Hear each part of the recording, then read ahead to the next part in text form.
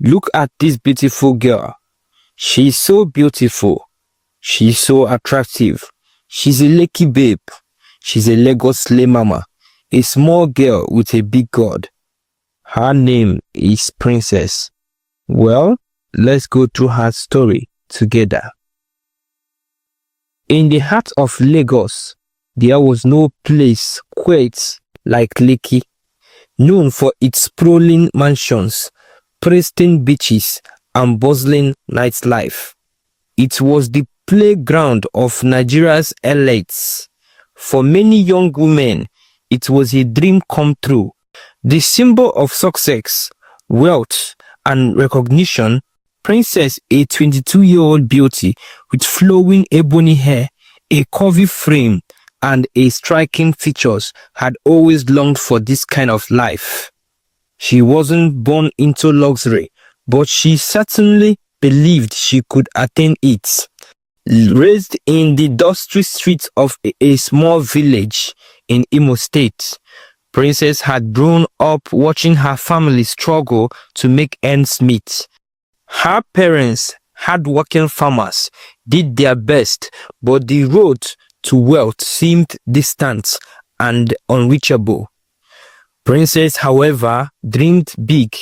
She was determined to find her way out of poverty. When she moved to Lekki with some of her childhood friends, her dreams began to take shape, but not the way she had initially envisioned. She met the Lekki babes soon after moving into the area. There were 6 girls, each uniquely beautiful in their own rights, but all with the same goal: to live life like the rich, the powerful, and the famous. It was an unspoken pact among them: do whatever it takes to maintain a luxurious lifestyle, even if that meant compromising their morals. Each day, they frequented the high-end clubs and lounges in Lekki, luring the attentions of rich married men who could afford to pay for their company. The Lekki babes were well known in the area, not for their achievements, but for their beauty, their seduction, and their relentless pursuit of wealth. Princess often felt a sense of emptiness behind her glamorous life. Yes, she had everything she thought she wanted: designer clothes, expensive perfumes, luxurious parties, and a social media following full of influencers. Yet, something always gnawed at her, an inkling of guilt she couldn't shake. She knew deep down that the wealth she was accumulating came with a price. One evening, after a particular lavish party, Princess sat alone on the balcony of their rented 3-bedroom apartment in Lekki. The night air was cool, and the view of the skyline was breathtaking. She gazed at her reflection in the glass door, seeing a beautiful, confident young woman staring back at her, but the reflection felt foreign, like someone she didn't entirely recognize. Is this it? She wondered aloud. Is this the life I dreamt of? But the luxurious apartment, filled with laughter and selfies from her friends inside, was proof that now this life was all she had. A few days later, an unexpected invitation arrived at their apartment. Princess received a message from an old acquaintance, a man she had met a few months prior. He was a wealthy businessman with connection to powerful figures in Nigeria. He had sent an invitation for her and her friends to attend a private house party at the residence of a well-known politician. The message was direct. Tonight's exclusive party, you will meet some of the biggest names in politics and business. Don't miss out on the opportunities of a lifetime. The girls were ecstatic. A house party hosted by a top politician could open doors to unimaginable opportunities for the Lekki babes. It was a golden chance to climb even higher in the social ladder. We need to make sure we impress tonight. Let's show them what we've got, Princess said, her voice filled with excitement. The other girls agreed, and they spent hours preparing, choosing the most stunning outfits, putting on flawless makeup, and rehearsing their flirtations.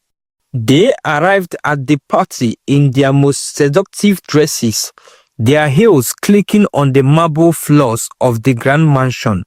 The atmosphere was electric, filled with laughter, music, and the clinking of expensive champagne glasses.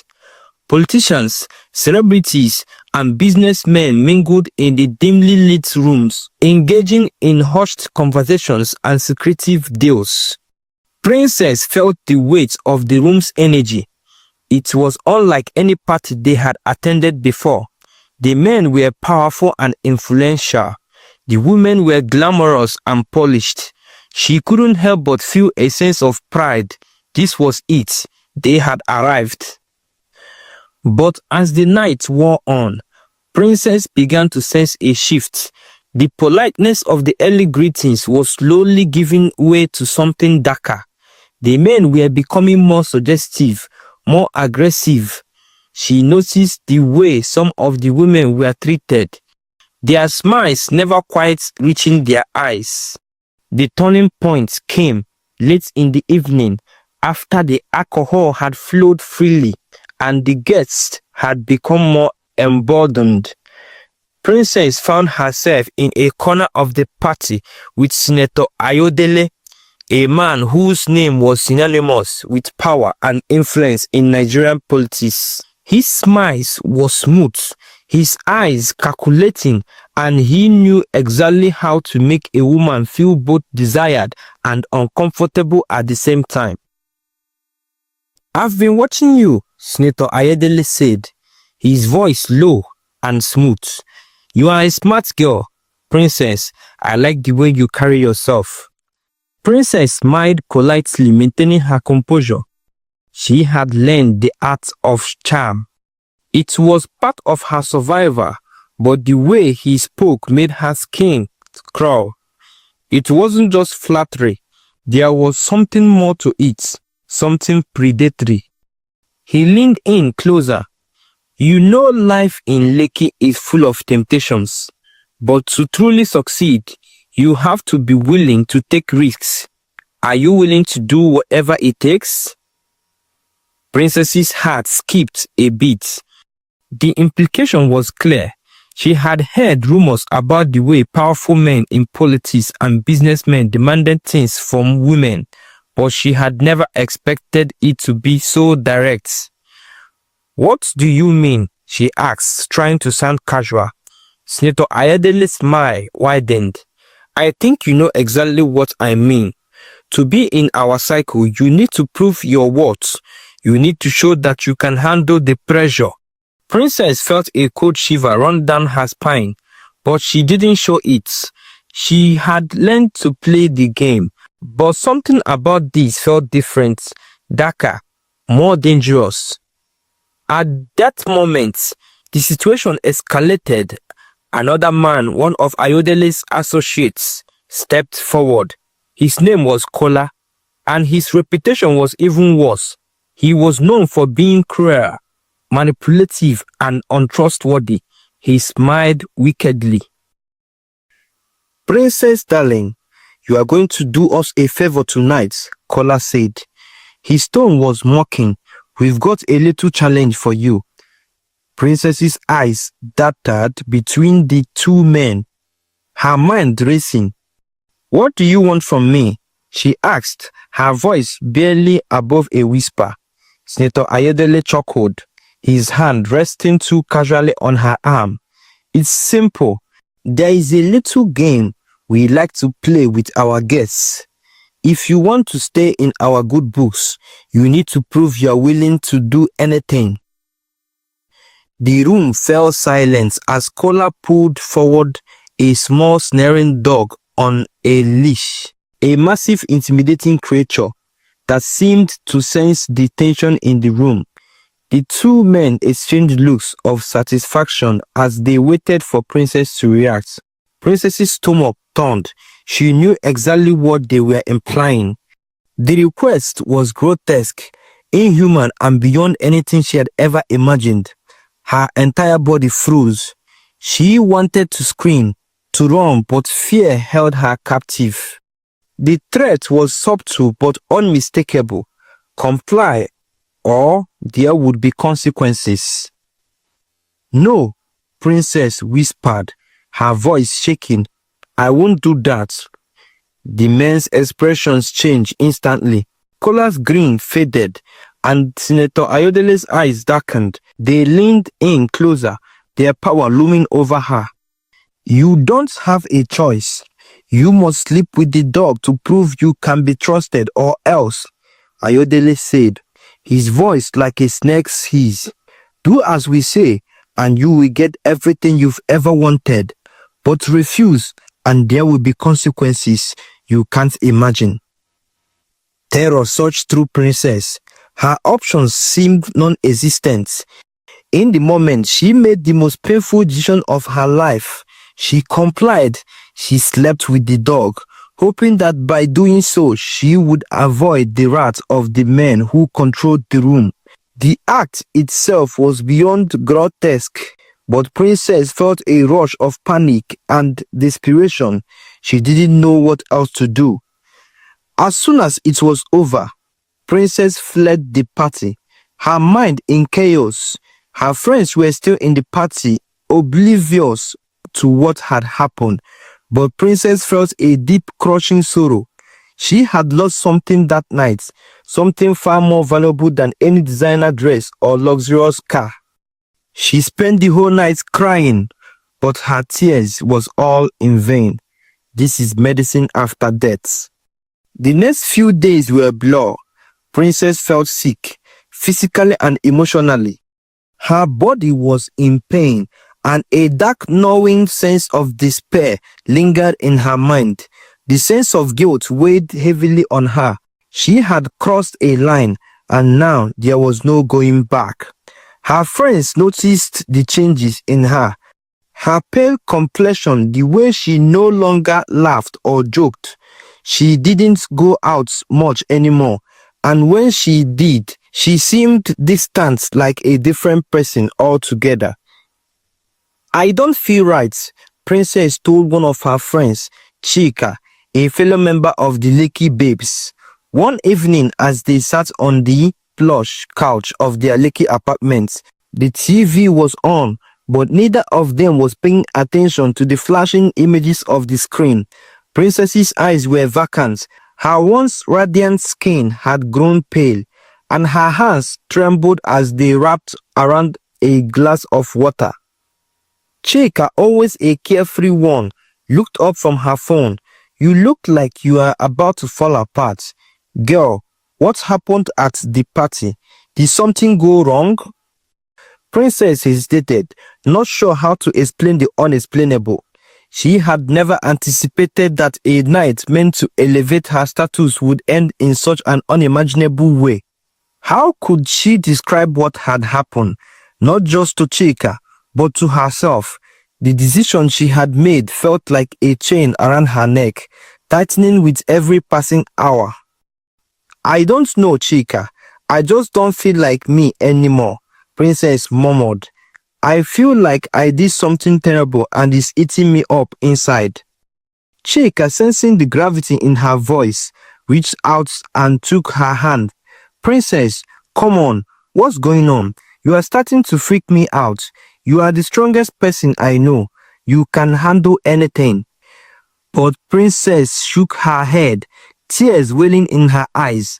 "I couldn't handle that. It was too much. I did something I never thought I'd do, and now I can't shake it off. I feel sick." Chika's expression faltered. She had seen Princess go through plenty of ups and downs, but this was different. This wasn't just a broken heart from a failed relationship or a fallout from a bad business deal. This was something deeper, more personal, something that threatened to unravel the very core of who Princess was. "I think you should see a doctor," Chika suggested softly, her voice full of concern. "This sounds more than just a bad hangover or a little guilt. You need help, Princess." But Princess didn't listen. She couldn't bring herself to see anyone about it. The guilt had consumed her, and the physical symptoms only worsened. She felt nauseous all the time. Her appetite had vanished, and when she could eat, nothing stayed down for long. Her body felt like it was rejecting everything she had done, everything she had allowed herself to become. For the next few days, Princess stayed in bed, too sick to go out, too broken to engage with her friends or her social media following. She would occasionally post a picture, but even her followers noticed the change. They were used to her smiling, flawless selfies, but now there was a hollow look in her eyes, a look that spoke volumes, even though she didn't say a word. After 2 days of feeling increasingly ill, Princess decided she had to leave. The physical symptoms, nausea, dizziness, and exhaustion had become unbearable.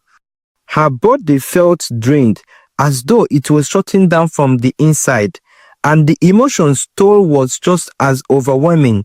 She was suffocating in the glamorous life she had built for herself.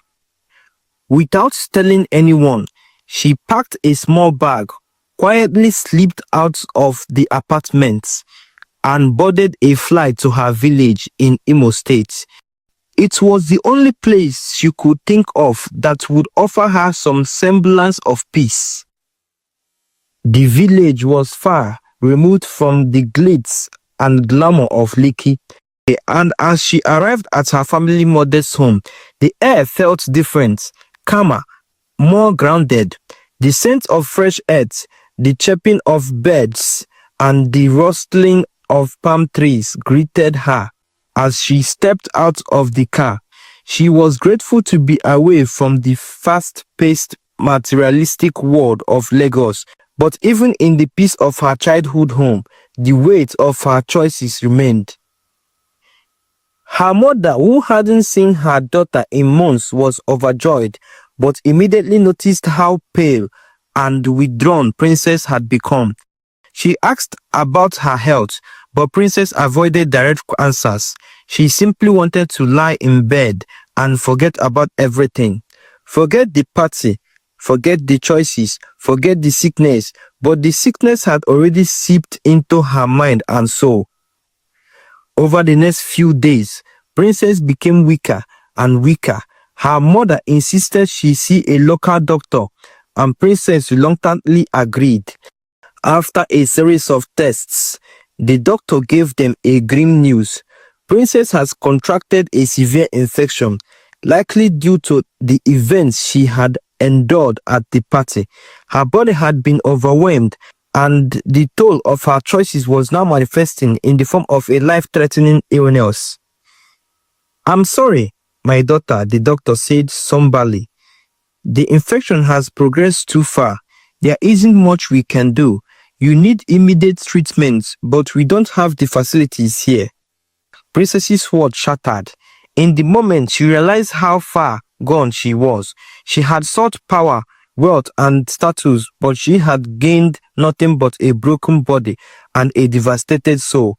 The party, the men, the promises for a life filled with luxury, all of it had come with consequences she hadn't imagined.